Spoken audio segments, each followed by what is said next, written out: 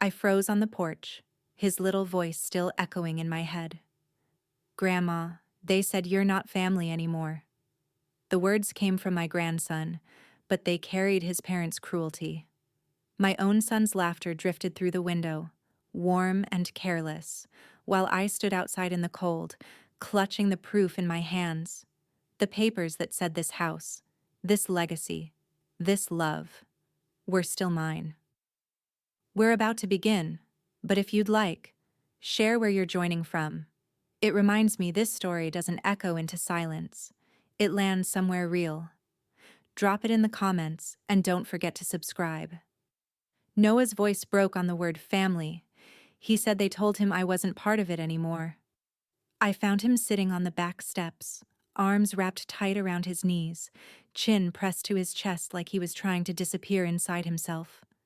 The porch light behind him flickered, and for a second, he looked almost translucent. Like if I blinked, he'd vanish. Noah. He didn't look up, just muttered something I barely caught. I crouched down beside him, knees popping, heart pounding. What did you say, sweetheart? He sniffed, wiped his nose with the sleeve of his sweater, and whispered, They said you're not part of the family anymore. I froze. His voice cracked on the word family, like it physically hurt to say it. Who said that? I asked, gently brushing a curl away from his damp cheek. He finally met my eyes. Mom and Dad. My stomach dropped. A hollow, cold space opened up in my chest, like I'd just walked into a room I didn't know I'd been locked out of. Behind us, through the open window, I heard laughter. Charles's low chuckle, Tessa's high, performative trill. They were probably already on their second round of wine, clinking glasses over some shared joke I wouldn't be allowed in on. Noah looked toward the sound, then back at me. Did you do something bad? He asked. Not accusing, just scared, confused. I swallowed the bile rising in my throat. No, baby. No. I pulled him into my arms, held him tighter than I probably should have. Grandma's just taking a little break, that's all. It was a lie, but it was the only thing I could give him that wouldn't hurt more than the truth. He nodded against my shoulder, trusting me like he always had. That trust, the way kids give it away so freely, so fully, it's the most sacred thing in the world. And I could feel it slipping between my fingers, one whispered adult betrayal at a time. I sat with him until his breathing steadied, until he leaned into me fully, his small hand finding mine. I didn't cry until after I got him back inside. When the door closed behind me, I didn't go to the kitchen, didn't join the performance in progress. I climbed the stairs and locked myself in the study. The framed estate documents were still on the bookshelf.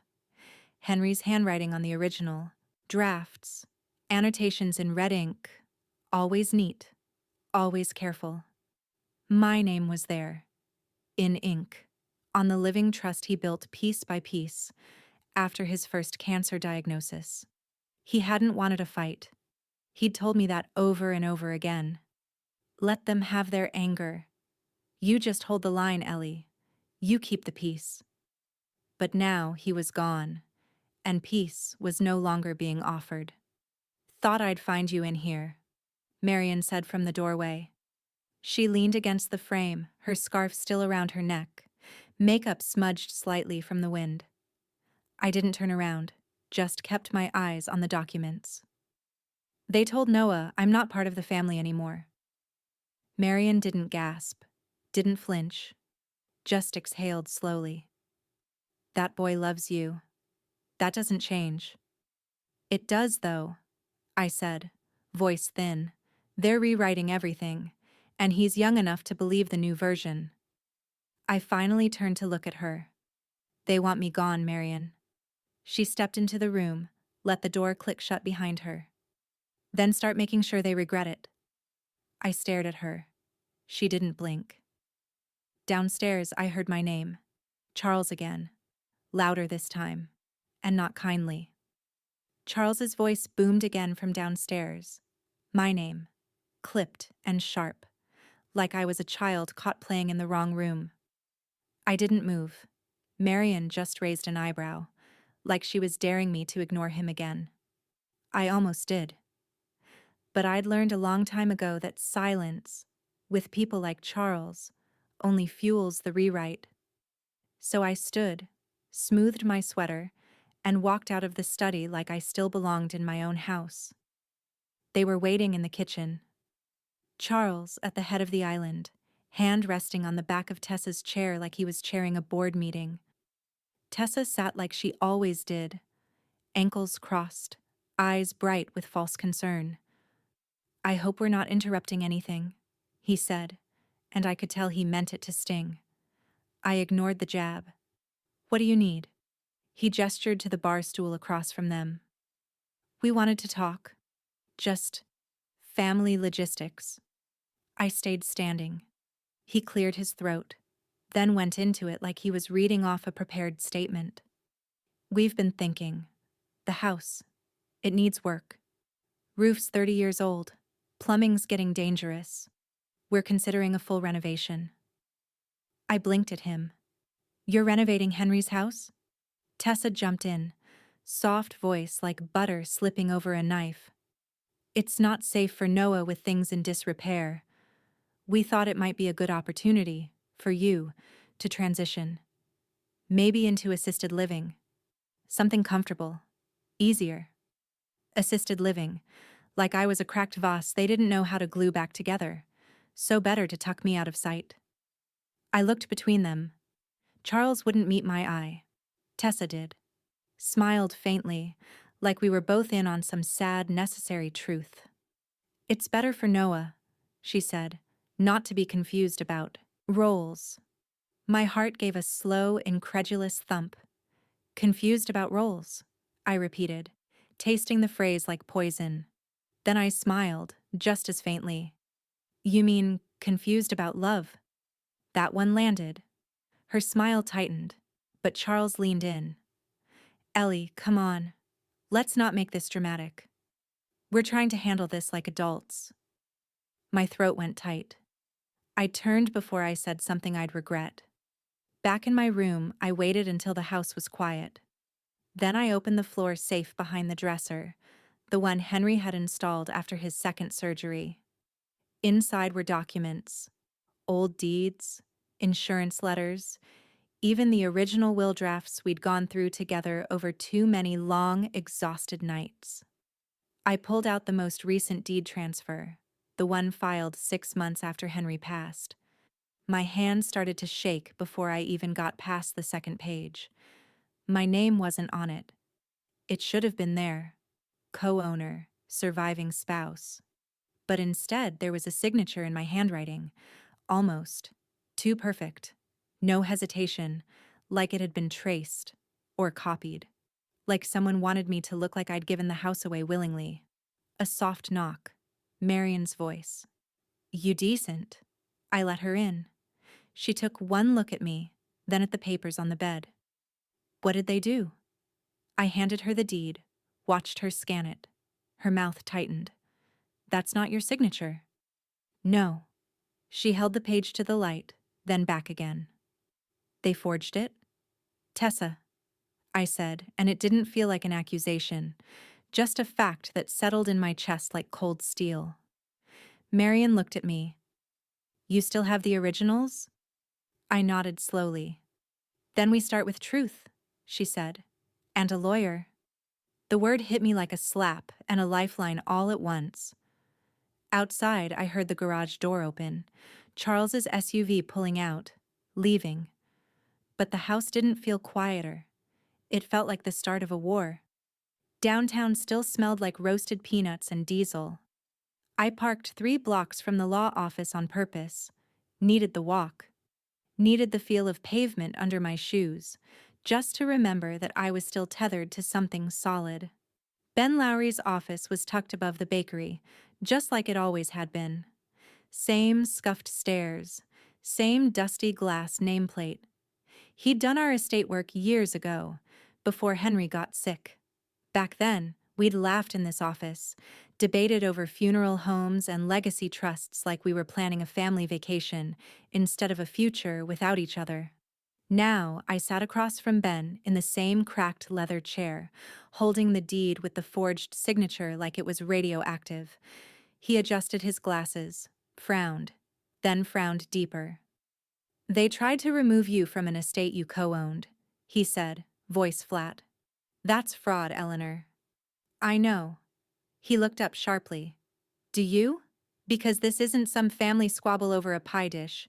This is criminal." I shook my head. "I don't want anyone in jail." Ben leaned back, exhaling hard. "Then what do you want?" "Justice," I said. The word came out quieter than I'd intended, but steadier. "I want the truth on record. I want them to feel the wall when it finally hits them back." He nodded slowly, then turned to his computer. "We'll start by filing preservation orders," he said. "That'll freeze the property title so no further transactions can happen without review. Quietly, for now. If we move fast, they won't even notice. Yet." The printer whirred to life beside us. I watched the pages feed out. Legal codes, court templates, things I didn't understand but could feel in my bones. Ben handed me one copy, kept the other. "I'll courier this to the clerk today." A few minutes later, I was back on the sidewalk, blinking against the late morning sun. Marion was waiting in my car. I'd given her the spare key when Henry passed, and she never gave it back. I never asked. "Well?" she asked, flipping her sunglasses up. "He believes me?" "Of course he does. And he's freezing the title." She nodded, then glanced toward the courthouse at the end of the block. "They'll sense it soon, you know. Paperwork doesn't echo forever. Something always leaks." I opened the door and sat beside her. The warmth in the car felt heavier than the sun outside. "Let them," I said. "Ignorance is my camouflage." Marion smiled. Not kind, not cruel, just proud. "Now you sound like yourself." By the time we pulled back into the driveway, Charles's SUV was gone again, but Tessa's car was parked neatly by the curb, angled like it belonged more than I did. I walked into the house like I didn't know anything had changed. Tessa was at the dining table, typing on her laptop, half a grapefruit beside her, untouched. She looked up, smiled that same rehearsed smile. "You're out early."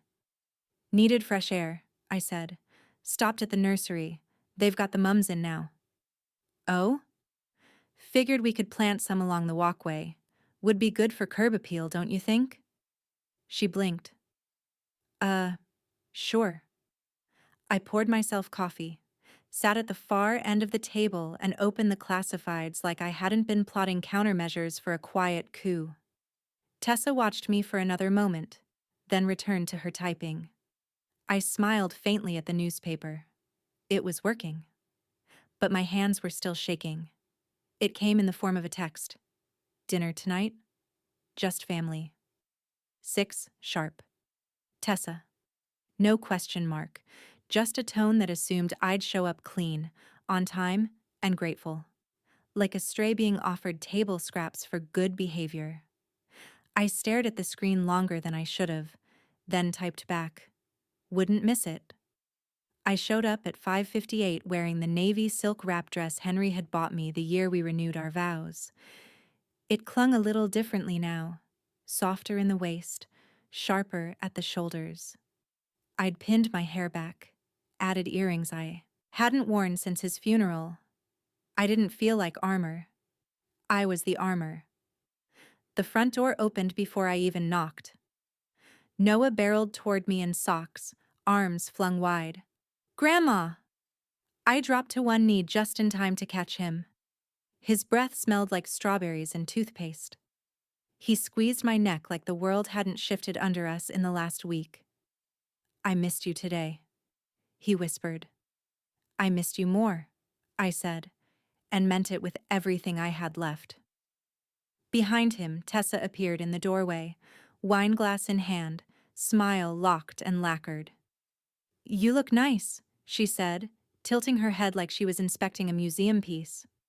"So do you," I lied. "Very put together." She smirked like she'd already won. "We figured a little normalcy might help smooth things out. After this week, everything should finally be simpler." I smiled back, cool and deliberate. "Yes, for me especially."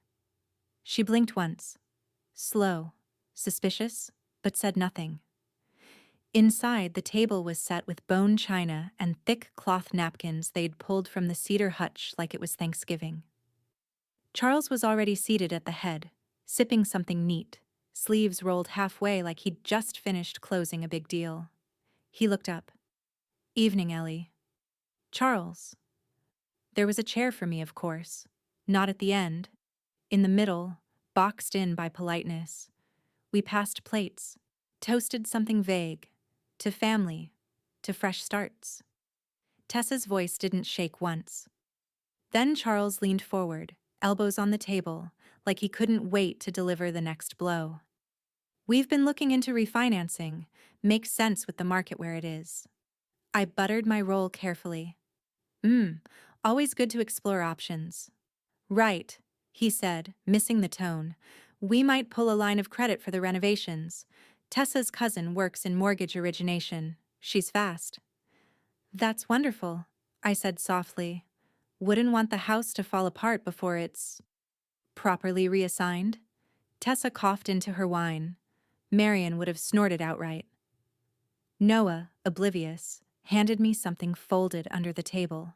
A wrinkled piece of printer paper, waxy with crayon. I unfolded it slowly. There we were, me and him, drawn in stick figure glory under a blue scribbled sky. Grandma plus Noah in shaky red letters across the top. He'd even drawn the mums we hadn't planted yet. "You're still my family," he whispered, eyes wide with hope. My throat tightened. I folded the picture once, then again, and slipped it into my clutch like evidence. Not for court, for memory, for when I needed reminding why I hadn't walked away. "I know, sweetheart," I said. "That's never changing." Across the table, Tessa watched me with a flicker of something new. Not smugness, not suspicion, unease. And maybe, just maybe, the early scent of fear. The next morning, I woke before sunrise. The house was quiet except for the soft hum of the refrigerator and the steady tick of the hallway clock. Henry's clock, the one that still chimed on the hour, though no one else ever noticed. I took my coffee to the study and pulled the small lockbox from the bottom drawer. Inside were the original documents Ben had told me to keep sealed until the timing felt right. It was right now. The paper inside smelled faintly of cedar and age. The notary's stamp was crisp. My name, Eleanor Grace Whitlow, appeared beside Henry's in blue ink, both signatures witnessed, dated, and embossed. Clear as truth, solid as stone. When I arrived at Ben's office, he was already pacing behind his desk, jacket off, sleeves rolled. "You said you had something?" he said, without greeting. I handed him the deed. He spread it across his desk like a surgeon unwrapping an organ. His eyebrows lifted. "This is the original?" "From the notary's office in '09. Henry's copy. We kept it in the safe."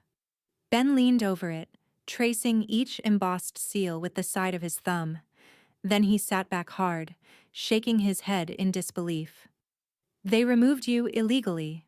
This paper, this one, makes you majority owner again." The words sank into the room like lead. Majority owner. It was one thing to defend myself, another to realize the ground beneath them had just shifted entirely in my favor. Ben straightened, already reaching for his files. "I'll file injunctions today. Once the clerk stamps them, no sale, refinance, or lien can go through. Tessa's cousin can fill out all the forms she wants. It'll hit a wall." I nodded. "Good." He looked at me. "You understand, this is war, Eleanor. Quiet, but real." "I've been living in one for months," I said softly. I just never had the right weapon. By afternoon, the courthouse filings were in motion. Ben texted me a single line before 5. All frozen. They'll find out soon. Brace yourself. I didn't brace. I baked. The kitchen filled with the smell of butter and brown sugar. Noah perched on the counter, swinging his legs while he watched me spoon dough onto the sheet. These are for school? He asked. For us, I said. Just something sweet for a quiet night. He nodded solemnly, like that made perfect sense. Upstairs, Tessa's voice carried through the vent, sharp, rising. What do you mean the buyer's backing out? Charles's tone followed, lower but frantic. Something's flagged in the system. Title freeze. The lawyer says there's a dispute. Dispute? Tessa snapped. There was no dispute. She signed it over. A pause. Then Charles, uncertain. Did she?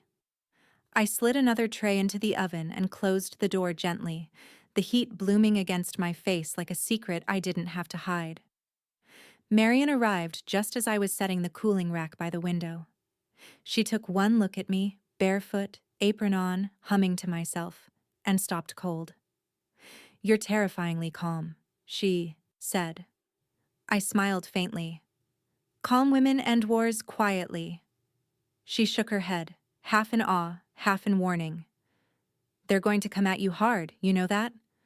I do. I poured us both coffee. But the difference now is, they'll have to knock first. Upstairs, another door slammed. Tessa again, muttering about lawyers and forged signatures, her words like brittle glass. Noah handed me a cookie, still warm from the tray. You made the chocolate ones, he said, grinning. Of course, I told him. They're your favorite. Outside, the sky was turning the color of pewter, the kind of stillness that comes before a storm. I watched the wind stir the mums by the walkway. They'd bloomed fast, defiantly bright. And I thought, maybe that's what survival really is. Not rage, not fire, just blooming where they least expect you to. Then, from upstairs, Charles's voice, sharp, disbelieving. Ben Lowry. She's working with Ben Lowry. The oven timer dinged. I didn't flinch. She didn't knock.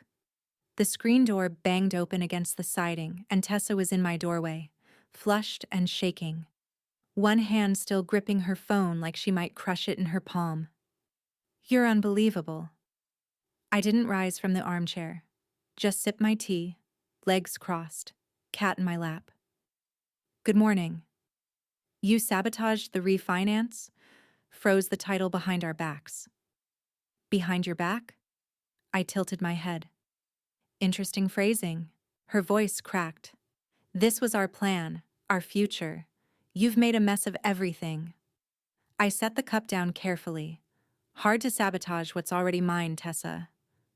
She blinked, just for a second, like she was still adjusting to the reality that had snapped beneath her feet. The silence that followed wasn't long, but it was heavy enough to fill the room. Then Charles appeared behind her, out of breath, as if he'd chased her across the yard. Ellie, he said quickly, his voice already softened with apology. This doesn't have to escalate. Oh, but it already has, I said. We just want peace. He looked around the cottage like it had grown teeth. This is getting out of hand. Noah's confused. Tessa's stressed. This legal thing, it doesn't have to become permanent.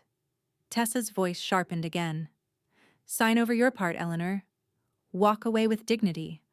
Or drag this through the courts and lose everything when it turns. I stood then. Not fast, not loud. Just stood. I've already lost your respect, I said, meeting her eyes. That's plenty. Tessa's lips parted, but nothing came. Charles looked down like a boy caught lying at church. Neither of them spoke when I opened the door and waited for them to leave. They did. Eventually. That afternoon, the locksmith came. A referral from Ben, clean cut and discreet. He replaced the deadbolt, reinforced the back door, and handed me a new set of keys with a nod that said he'd seen worse. Marion watched from the driveway, arms crossed. "You're really digging in." I pocketed the keys. "They don't get to walk through me anymore, not without permission." That night, after the sun fell behind the ridge and the cottage settled into its usual creaks, I heard a soft knock at the back door. Not loud, not frantic, just 3 small taps. Noah. His hoodie was zipped to his chin, cheeks flushed from the cool air. "Hi," he whispered, eyes darting behind him like he was breaking some law. "Come in," I said, stepping aside. He curled up on the love seat, knees drawn to his chest like a much younger boy. I brought him cocoa, let him stir it with a cinnamon stick like we used to on cold mornings. He didn't say anything right away, just watched the steam curl. Then, "Dad's mad all the time now." I sat beside him. "That's not your fault." I didn't say it was.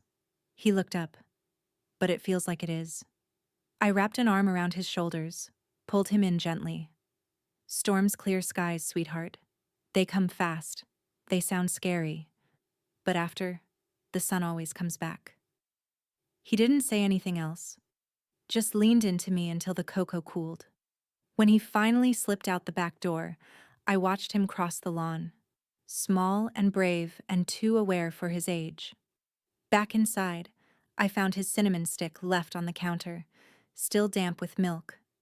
I stared at it for a long time, heart steady but tired, because now I knew the storm wasn't just mine anymore. It was Noah's too. The recorder was small, no bigger than a lighter, and came wrapped in tissue paper, tucked inside an old ring box Marion had found in a drawer. She held it out without ceremony, the way you might offer someone a key they didn't know they needed. "No instructions," she said. "Just press once to start, again to stop." I turned it over in my hand. "Where'd you even get this?" "Found it in Dad's workshop after he passed. He used it for bird calls mostly, but I figured, it's time you stopped being the only one playing fair." I didn't thank her, just nodded, then slipped it into the pocket of my cardigan, where it barely made a sound. 3 days passed before I used it.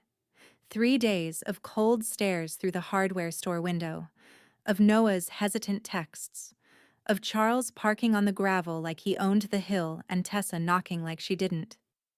They came again on a Sunday. I'd just come in from weeding the flower beds, dirt still under my nails, when I heard the front latch click open. This time, I didn't wait for them to yell. "I'm not doing this in the doorway," I said, brushing past them toward the porch swing. "You want to talk? Sit." They followed. Charles looked embarrassed. Tessa didn't. As I sat down, I reached into my pocket, thumbed the button. The faintest click. Tessa started in without preamble. "You've frozen $500,000 in equity, Eleanor. That's not a misunderstanding. That's warfare." I leaned back, eyes on the oak leaves rustling above. "You mean the equity in the house my mother died in?" Charles sighed. "We're not here to rehash the past." "No, you're here to leverage the future," I said quietly. "Get on with it." Tessa scoffed, her voice hardening the way it always did when she felt cornered. "We gave you every opportunity to be civil. But if you're going to make this ugly, we'll play ugly too." I didn't speak, just listened. "You don't have the money to sustain this," she continued. "Once we cut your access, shut down the joint cards, the credit lines, you'll fold. Old people panic when the cash disappears." Charles laughed. It wasn't cruel, exactly. More nervous. Like even he could feel the line they were crossing, but he wasn't about to stop it. Tessa just looked at me, triumphant. "You think you're strong because you changed a lock? Sweetheart, you're still sitting on borrowed time." I stood slowly, not angry, just done. I reached into my pocket, thumbed the recorder off with a soft click. Conversation's over. They stared at me. I didn't explain, didn't slam a door. Just walked back inside and let the screen shut itself. That night, I uploaded the file to my laptop. It was grainy in spots, wind scratching the mic, a few birds in the background, but their voices were clear. Every word. I stared at the audio bar for a long minute before attaching it to an email. No subject, just the file and one line beneath it. Let me know what this is worth. Ben replied less than 10 minutes later. This just became criminal intent. I read the line twice, then a third time. His certainty wrapped around me like a coat pulled snug. The relief wasn't euphoric. It didn't race through me or knock me breathless. It settled instead, low in my chest, solid and warm. I sat back in my chair, reached for my tea, lukewarm now, and sipped. Outside, the porch light buzzed faintly. The wind picked up just enough to rattle the kitchen window. Nothing extraordinary, nothing cinematic. But I smiled. For the first time since this started, I let myself smile. Small, tight, but real. Because now it wasn't just my word against theirs. Now they'd written their own confession. Later, just as I was shutting off the lights, my phone buzzed again. Another message from Ben. Also, check your mail in the morning. You're not the only one who's been recording things. My finger hovered over the screen. The porch light flickered once, then steadied. Something new was coming. I could feel it. And this time, I wasn't standing alone. The sheriff didn't knock either. He stood at the base of the porch steps, uniform crisp, envelope in hand, eyes soft but unreadable. A truck idled behind him on the gravel, dust still curling around the tires. Eleanor Hayes? I nodded. My hands were still damp from the sink, lemons and dish soap. I dried them on my apron and stepped outside. He handed the envelope over like it weighed more than paper. Service of process, legal summons. You've got the right to review with counsel. I have, I said, already tucking the envelope under one arm. Thank you. He paused, hesitated like he wanted to say more. Then, hell of a fall for a family to go through this. I met his gaze. Better fall than rot. He nodded once, tight, and turned back toward his truck. Tessa's car showed up 22 minutes later. She didn't text or call. She just came, tires skimming the gravel like she still belonged here. She was already out of the car when Charles pulled in behind her, more cautious, more deliberate, like he'd followed her only to contain whatever was about to happen. They didn't make it to the porch. I met them halfway across the yard, papers in hand, sun glinting off the gold-embossed seal like some cruel flourish. Tessa snatched the envelope before I could speak, tore it open with a jerk that ripped the corner clean through. Her eyes moved fast over the top page, lips parting silently. She paled so quickly I thought for a moment she might pass out. Charles moved toward her. Tess, what is it? She thrust the papers into his chest. He caught them awkwardly, flipping through the first few pages. Then his eyes lifted, stunned. You sued us. I didn't flinch. No, I defended myself. You filed an injunction. Civil action. They're the result of your choices, I said, voice even. Not mine. Tessa let out a sharp breath, like she'd been holding it too long. You're out of your mind. No, I said quietly. I'm just done being cornered. Behind us, a curtain twitched in the upstairs window. I didn't need to look. I already knew who was watching. Later that night, after they left, stormed off really, neither bothering to hide their fury, I heard soft footsteps above me. Then a muffled sound. Not words, not movement. Crying. I moved up the stairs slowly, careful not to startle him. The door to the guest room was ajar. Noah lay curled in the middle of the bed, hoodie bunched under his cheek, one hand gripping the edge of the blanket like he needed an anchor. I didn't say anything at first, just sat at the edge of the bed and waited. Eventually, he shifted, eyes glassy. I didn't mean to hear. I know. He wiped at his nose, ashamed. They were yelling in the car. After. I think they forgot I was in the back seat. I exhaled slowly, brushing a stray hair from his forehead. Families fight, sweetheart. Sometimes loud, sometimes ugly. But truth makes peace. He stared at the ceiling. It doesn't feel like peace. Not yet, I said. But it will. He didn't answer, just inched closer until his shoulder touched mine. By Wednesday, the whispers had started. At the post office, Janice looked up too quickly and smiled too wide. At the gas station, I caught my name, Eleanor, tucked into a sentence I wasn't meant to hear. I didn't respond, didn't flinch. But Tessa? She did. She pulled Noah from school early, skipped the town hall meeting, canceled a showing on the new development and claimed a health emergency when someone asked. I didn't have to say a word. The community said it for me. God, your silence is driving them crazy, Marion said that afternoon, watching from the porch as Tessa's SUV crawled past the end of the drive without stopping. I sipped my iced tea. Noise is their weapon. Marion looked over. And yours? I smiled without showing teeth. Stillness. That evening, I returned to my room and found a small padded envelope on my nightstand. No postmark, no note, just my name in blue ink. I opened it slowly, carefully. Inside, a flash drive. Plain. Unlabeled. I turned it over in my palm. Down the hall, I heard the creak of Noah's bedroom door, followed by his soft footsteps heading toward the bathroom. The old cottage breathed around us, full of history and held breath. I plugged the drive into my laptop.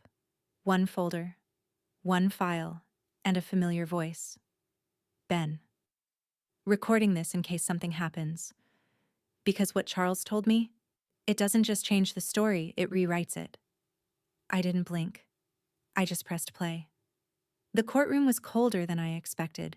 Bright, sterile, with cheap carpet and chairs that looked designed to humiliate you slowly. Tessa wore navy, sharp-shouldered and unblinking. Her lawyer, a square-jawed man from out of town, whispered constantly in her ear like she might forget which version of the truth they were telling today. Charles sat beside her, pale and smaller than usual. He hadn't looked at me once. Ben leaned in. They're going hard early. Just stay calm. I nodded, but I didn't feel calm. I felt steady, like stone pulled tight by time. The judge, a woman maybe 10 years younger than me with a controlled voice and excellent posture, scanned the papers in front of her and nodded to Tessa's side. Tessa's lawyer rose. Your Honor, our position is simple. Ms. Hayes has demonstrated erratic behavior, made impulsive legal decisions, and is, frankly, no longer capable of managing her own financial interests. What we're asking for is not punitive, it's protective. He turned to the gallery. As if rehearsed, his hand swept toward me like I was already halfway to the nursing home. This is a family matter, yes, but one born of mental decline. My clients had every reason to try and stabilize the property before irreversible damage was done. Tessa dabbed at her eye. Theatrical. Hollow. Then she rose without prompting. My mother, she began, then corrected herself with a tremble. Eleanor. Hasn't been well. There's confusion. She gets lost in conversations. Noah's been helping more and more. My eyes narrowed. There it was. The pivot. She doesn't mean harm, Tessa added. But this house, the accounts, the equity, these aren't things she should be managing alone. The judge studied her quietly, then turned toward Noah, seated beside Ben in the front row. Noah, she said gently, I understand you've been spending time at the property? Noah glanced at me, then stood. His hands were at his sides, clenched and shaking slightly, but he didn't hesitate. "I live with my grandma now," he said. His voice wasn't loud, but it filled the room. "She makes me breakfast. She helps with math homework. I'm not scared there." The judge blinked, then smiled, barely. "That speaks volumes." Tessa didn't sit down. She was frozen in place, lips parted like a protest had lodged mid-throat. Ben stood next. "Your Honor, we'd like to introduce 2 pieces of evidence." He handed a flash drive to the clerk. "First, an audio recording of a conversation between the plaintiffs and my client, recorded legally on her property." The file played. Tessa's voice filled the room, calm at first, then sharper, unmistakable. "Old people panic when the cash disappears." Charles. Laughter. Tessa. "She'll cave." There was no movement in the gallery. Even the bailiff was still. Ben continued, voice flat. "Second, we present a scanned version of a deed, allegedly signed by Ms. Hayes and notarized by a now disbarred employee of Charles's firm. Our forensic document analyst has confirmed the signature was traced and the notary seal falsified." The judge turned toward Tessa's counsel. The lawyer sat down, hard. No rebuttal, just silence. Charles looked straight at the table. His face had gone from pale to ashen, like the floor might open under him and he wouldn't resist the fall. "I'm freezing the attempted property transfer," the judge said crisply. "Effective immediately. Permanent injunction granted pending further civil review. All accounts and holdings tied to the estate will be legally locked under court supervision." Tessa finally sat, slowly, as if the chair betrayed her. The room stirred again, papers shifting, feet scuffing. But for a long moment I didn't move. Couldn't. Then Noah touched my elbow gently. We stood together. As we passed the bench, the judge nodded once at me. Not warm, but knowing. Outside, the wind had picked up. Crisp now, the way it gets when fall means business. We paused at the bottom of the courthouse steps. I leaned down to Noah's ear, voice low and firm. "You told the truth," I whispered. "And that saved us." He looked up at me. "Does that mean it's over?" I smiled. Just a little. But then my phone buzzed. A new message. Unknown number. "You think the court scares me?" "I know what you did in 1993. I stared at the screen, cold settling in again. Not over. Not yet. The headline ran above the fold. "Grandmother wins estate fraud case. Local developers plan. Unravels in courtroom twist." There was a photo, too. One I didn't remember being taken.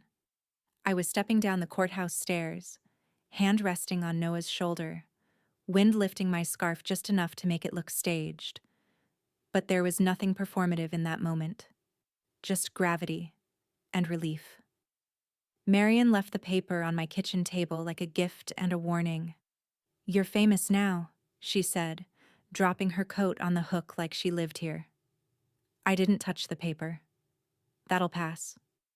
"Maybe, but they're not calling you crazy anymore." I poured us both coffee.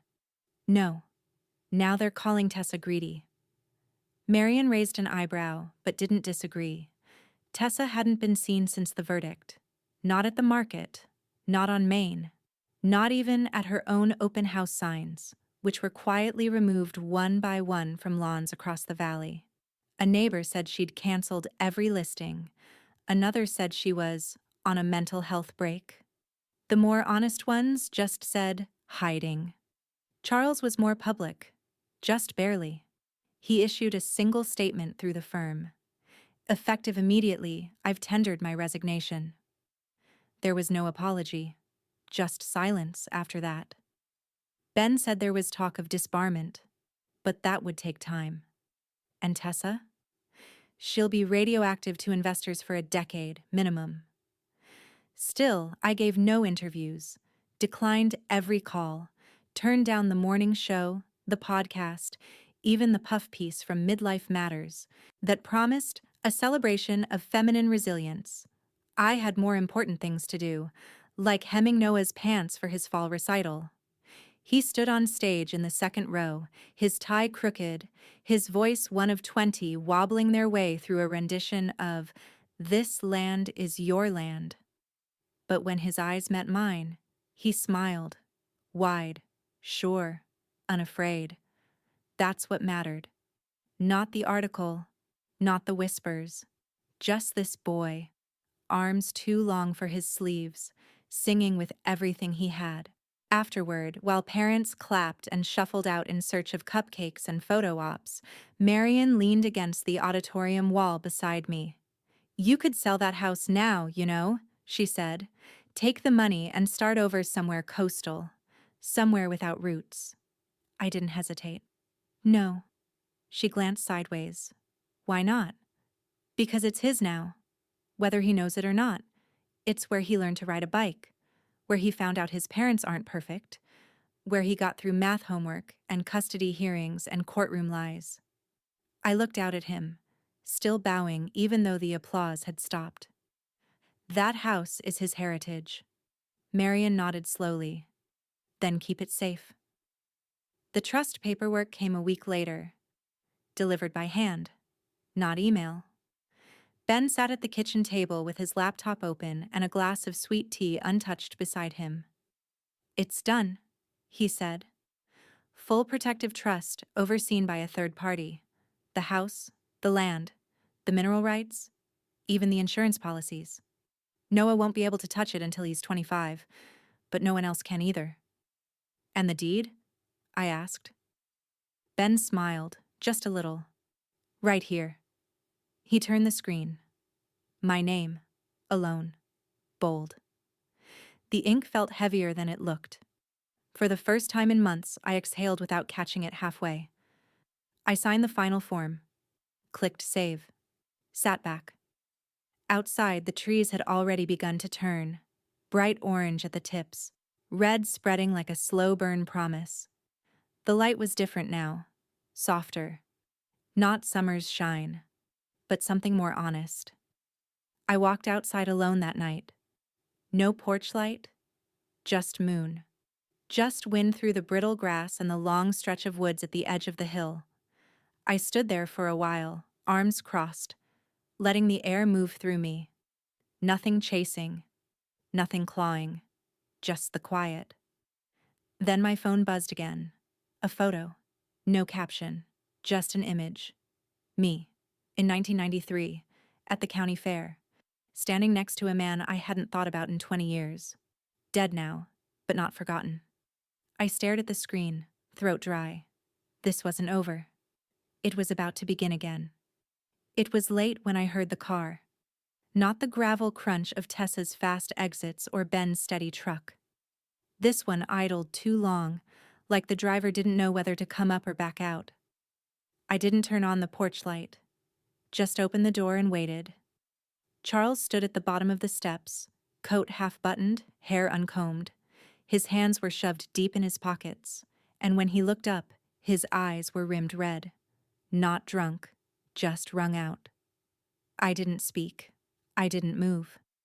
"I know I shouldn't be here," he said, voice rough, but I didn't know where else to go. I stepped aside, just enough to let the light from the hallway spill over the threshold. "Then don't make it worse. Say what you came to say." He came up the steps slowly, like the boards might judge him. He stopped just short of the door, not crossing the line. "I let her ruin us," he said quietly. I tilted my head. "Did she? Or did you just let her do what you didn't have the nerve to try first?" He looked away at that, down toward the dark tree line. "She said the house was holding us back, that you were stuck." And I wanted to believe her. Because if she was right, then I didn't have to feel guilty. "You didn't want to inherit responsibility," I said. "You wanted to escape it." He nodded, slowly. "And now it's too late." "No," I said, voice sharper than I meant.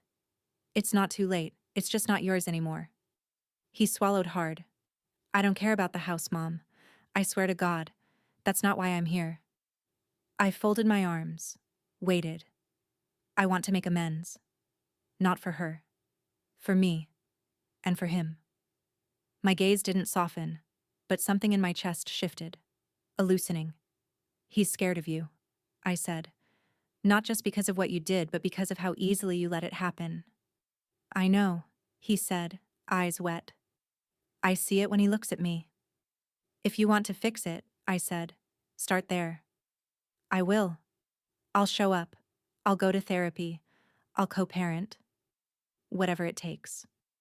I studied him for a long time, longer than he could hold my eyes. One condition, I said. You don't just prove yourself to me. You earn your way back into his trust. That's the only road left. He nodded, shoulders sagging with something that might have been relief. I want to. I really do. Just then, the screen door creaked behind me. Marion, quiet as a shadow, one hand wrapped around a mug of tea, the other braced on the doorframe. She'd been listening. She didn't interrupt. Just leaned against the wood and studied him like a stranger in a museum exhibit. Curious, but cautious. When he turned to leave, she stepped aside without a word. He paused halfway down the steps, turned back. I'm not asking for forgiveness. You wouldn't deserve it yet, I said, but you are asking for a path, and I'm giving you one. He nodded again, eyes glistening. Thank you, Mom. After the car disappeared down the drive, the porch settled into its usual creaks. The wind shifted, leaves rustling dryly across the steps. Marion sat beside me on the swing, setting her tea down with a quiet clink. Mercy suits you, she murmured, not quite a compliment. I exhaled, arms crossed. It's expensive. She smiled. But worth it? I looked up at the trees. Ask me in a year. We sat in silence for a while, the kind that only women over 50 know how to carry, not because they enjoy it, but because they've learned how to live inside it. Inside, a light flicked on upstairs. Noah. I rose from the swing and headed in, but not before glancing back one more time toward the trees, toward the long stretch of memory I'd tried for years to forget. That photo, that fair, that man. I hadn't told anyone, yet. Not Ben, not Marion, not even myself. Not fully. But I knew the shape of the truth, and I knew it was coming for me next. We started with the garden, not because it needed the most work, it didn't, but because it was where memory felt the kindest. There was something forgiving about dirt. It didn't hold grudges the way walls did. It just waited to be turned. Noah knelt beside me, wearing my old gardening gloves that flopped past his fingertips. You know, this used to be all gravel, right? Before that, it was a goat pen, I said, pressing my trowel into the soil. Your great-grandmother kept 2 mean ones back here. One of them bit the mailman. He grinned. Legend. I smiled without looking up. That's one word for it. We'd already planted 4 rows of snap peas, 2 of lavender, and were marking the corners for tomatoes. It was too late in the season for a full harvest, but it didn't matter. It wasn't about yield. It was about roots. By late afternoon, the sun hit just right, low and honey-colored, stretching shadows across the yard like memory itself. I stood at the edge of the fence line, where the old wooden gate still leaned slightly left, and ran my fingers over the rotted sign. The name had worn away years ago, but I knew what it once said. Hayes Family Farm. My father's hand-carved letters, proud and crooked. I remembered the day he'd hung it, hammering with more pride than skill. I took it down. In its place, I hung the new carving, sanded, sealed, and burned with fresh letters by Ben's friend in town. Pierce Family Home. Noah tilted his head at it, then looked over at me. Pierce? Your name, I said simply. But He paused. Not yours. It is now, I said. And someday, when I'm gone, it'll still be yours. Even if everything else changes. He didn't say anything for a while, just stared up at it. Then, you're famous, you know. Mrs. Langley said you're a local example of unshakable resolve. I nearly dropped the hammer laughing. That just means she thinks I'm stubborn. She said she's bringing you an apple pie. That tracks. He grinned. 2 other neighbors said they're dropping off dessert this week. You're about to be drowning in pie, Grandma. Fame fades, I said, tightening the final screw into the gatepost. Names last. That evening, I caught sight of myself in the hallway mirror, dirt on my arms, hair wild, a smudge of paint at my temple. I looked more like my mother than I'd ever dared admit. She'd fought for this land too, in quieter ways, with fewer papers and no courtroom spectacle. But she'd held it through grief and taxes and a husband who drank too much and died too soon. She'd held it so I could run from it, and I had. Until now. Ben arrived just after sunset. He didn't knock, just tapped on the screen door with the side of his knuckle, papers tucked under his arm, a bottle of root beer in hand. Figured you could use the good stuff, he said. I raised an eyebrow. Is that a bribe? More like a reward. You're officially the trustee now. Noah's future's locked up tight, just like we planned. We sat on the porch, boots up on the railing, papers spread between us. I signed where he pointed. No hesitation this time. Feels like signing a mortgage, I said, pen pressed firm. Except this one isn't debt. It's legacy, he said, flipping the final page. It's choosing who you want to be remembered as. I looked out toward the darkening yard, where the new sign still caught the light from the kitchen window. I want him to know he came from something strong, even if it took me too long to show him. You did, Ben said. You are. I didn't answer. Just breathed in the cool air, chest light for the first time in years. Then my phone buzzed again. This time, not a number. A name. David Langley. A name I hadn't seen in 3 decades. The message was short. We need to talk. You know why. My grip tightened on the glass. The porch went still. I'd reclaim the land. But the past was coming anyway. Ben showed up earlier than usual, just past noon, sleeves rolled, face unreadable. Not urgent exactly, but carrying something that shifted the air before he even opened his mouth. He didn't come inside, just stood on the porch, envelope in hand. Where'd you get that? I asked, already knowing. Safe deposit box, he said. I meant to check it weeks ago. Thought maybe we missed something in your husband's file. Turns out, he held it out.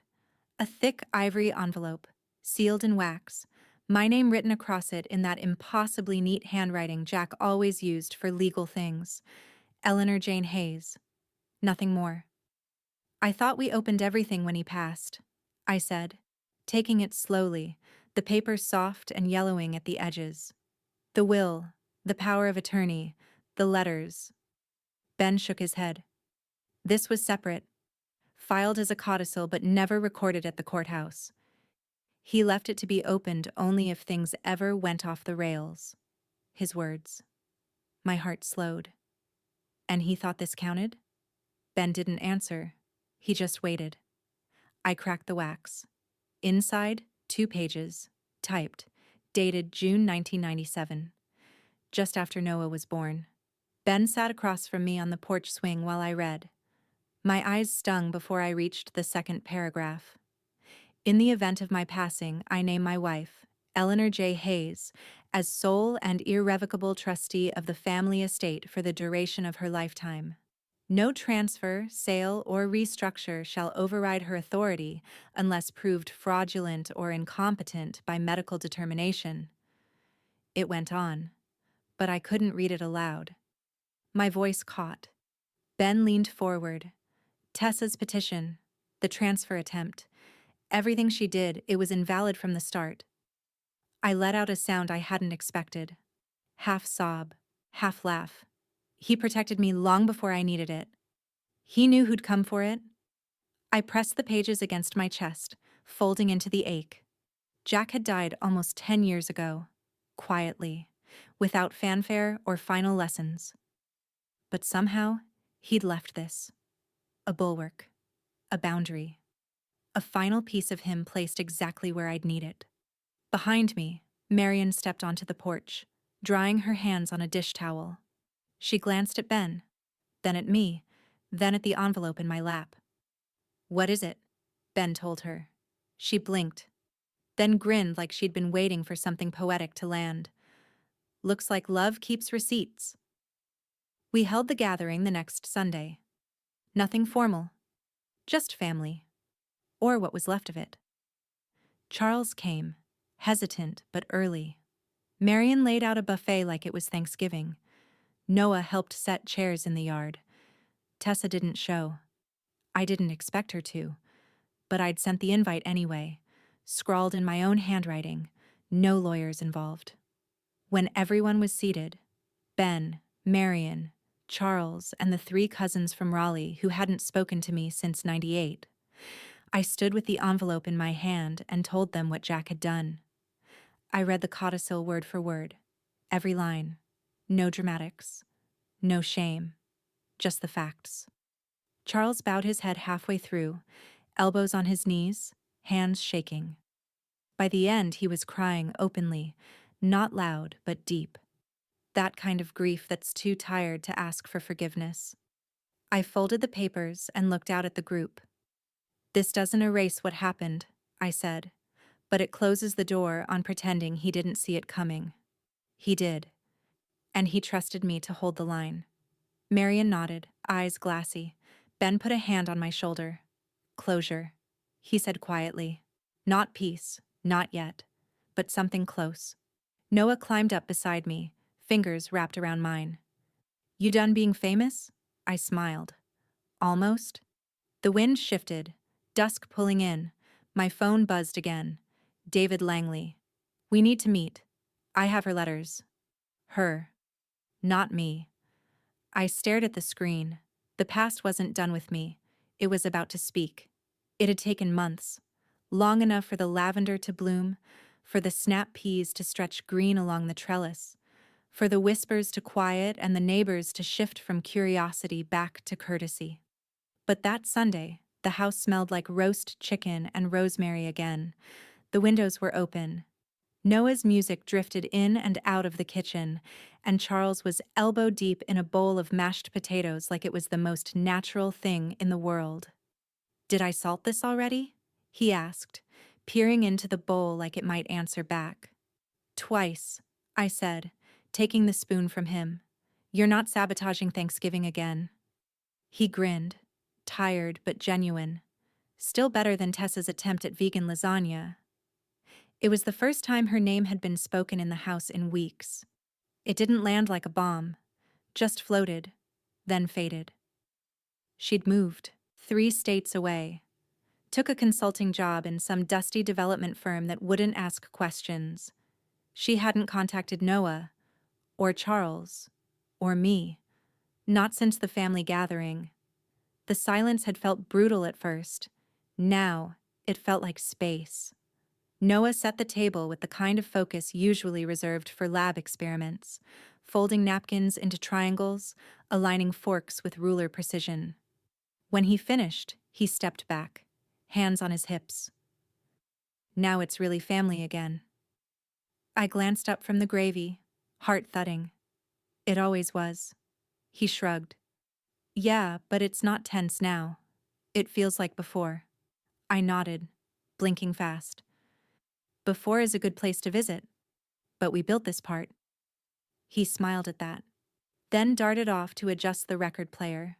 Some jazz compilation Marion had brought last week. It cracked and swayed like it belonged to the floorboards themselves.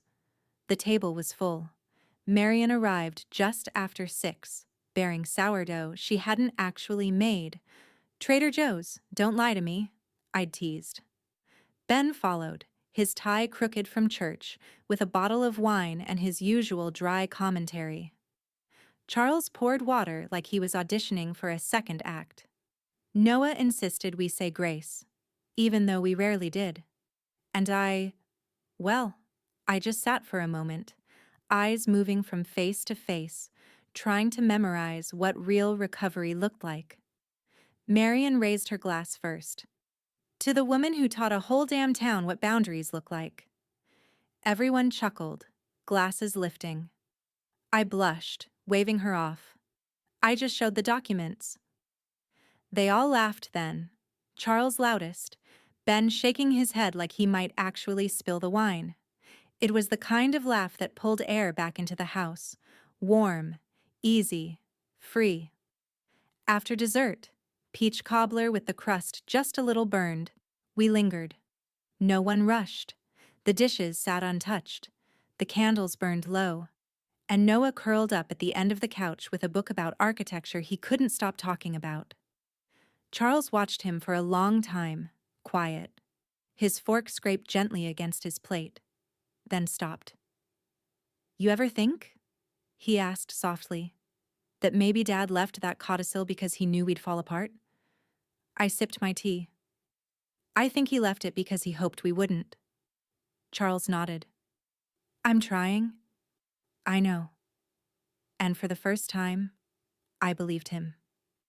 Later, after the others had gone and the house was dim except for the lamp in the hallway, I stood by the window and listened to the creaks, the familiar ones, the ones that had once haunted me. Now they felt like punctuation, the house breathing with me again. Marion stood beside me, arms crossed, watching the stars blink out over the tree line. "You ready?" she asked. "For what?" She handed me the envelope. The one Ben had returned to me after the codicil was read. The one with David Langley's message still fresh in my mind. "He's waiting," she said. "You gonna answer him?" I took it slowly, thumb brushing over the seal. "I don't know if I'm ready for that story." "Maybe," she said, "but it's ready for you." Behind us, Noah laughed from the living room, pages flipping, the sound of new chapters beginning. And I knew. The next one was mine to write. The safe clicked shut with a solid thunk. Not loud, not dramatic, just final. I turned the key slowly, pressed my palm to the cool metal for a breath longer than I needed to. Inside, tucked between insurance forms and worn manila folders, were two things. The finalized deed with my name, no footnotes, no shared lines, and the trust papers, signed and sealed, promising Noah protection long after I'm gone. I didn't need to open them again. It wasn't about what they said. It was about what they stood for. Paper? Yes. But power too. Boundaries, security, story, history, rewritten by choice, not force. I slid the key into the bottom drawer of my vanity, beneath a stack of receipts and birthday cards. Let it sleep there. Then I turned toward the sound of pounding feet.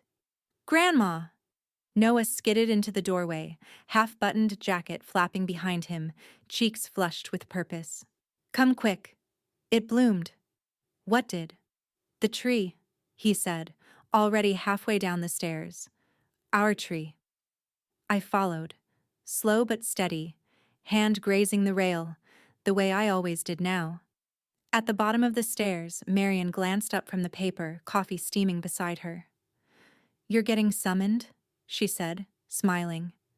"He takes after you," I replied, slipping on my boots. "No," she said, sipping. "He takes after you." The morning sun hadn't fully lifted. Everything was still gold around the edges, the light, the mist, even the dew on the porch railing. Noah was already out in the garden, waving me forward. And there it was, the tree we'd planted months ago, after the hearing. A red maple, thin but upright, staked with twine and hope. Its leaves, finally, had started to burn orange at the tips, shy against the pale green still clinging near the base. But it wasn't the color that stopped me. It was the plaque. Simple. Bronze. Just 3 words etched into its face. Truth takes root. My knees bent slowly, grounding me beside him. You picked that? I asked softly. He nodded, grinning. I wanted something that sounded like you.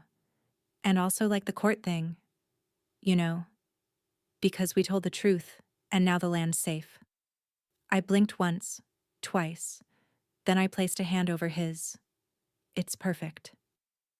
We sat in the quiet for a while, watching the wind play with the leaves, making the tree dance like it wasn't new to this land at all.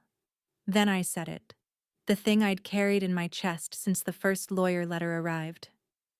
Remember, sweetheart, papers protect property, but honesty. I paused, waited until he looked at me. Honesty protects people. He nodded. Just once. I'll never forget. Something about the way he said it, the certainty, the peace, made me believe him. Back at the porch, Marion leaned against the railing, mug in hand, robe pulled tight against the chill. She didn't say anything, just raised the cup in a silent toast. I raised mine back. Invisible. Understood. Behind us, the house settled again. The familiar creaks, the humming pipes, the ghost of a storm long since past. No lawyers, no fights. Just a name on the gate, a tree in the yard, and a boy who still believed in building something from scratch. We went inside together. Noah ran ahead, already shouting about waffles. Marion trailed behind, humming that old Patsy Cline tune she always defaulted to when she didn't want to think too hard. And me? I paused just inside the door, letting it shut gently behind us. For a long time, people told me I wasn't family anymore. Not really. Not when I stopped being who they needed me to be. Not when I stood my ground and watched the old structure fall. But the proof? The proof was written in more than ink. It was baked into the land. It whispered from the porch swing. It bloomed in the garden, and it laughed at my kitchen table. It answered back in a boy's voice, in a sister's presence, in a name carved in wood and worn into stone. I hadn't just kept the house. I'd kept the legacy. And this time, I knew exactly who it belonged to.